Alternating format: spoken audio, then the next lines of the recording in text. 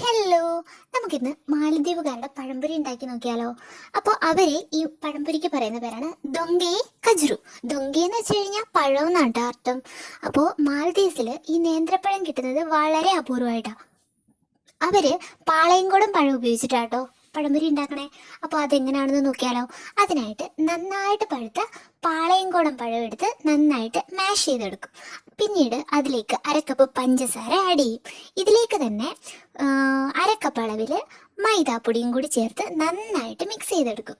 പിന്നീട് ഇതിലേക്ക് തേങ്ങയും അതുപോലെ തന്നെ ഒരു നുള്ള് ബേക്കിംഗ് സോഡയും പിന്നീട് നമ്മുടെ ജാസ്മിൻ വാട്ടറിനെ പറ്റി പറഞ്ഞിട്ടില്ലേ മാലദ്വീപുകാരുടെ, അതും അതുപോലെ തന്നെ വാനില എസൻസും കൂടി ചേർത്ത് നന്നായിട്ട് കുഴച്ചെടുക്കും.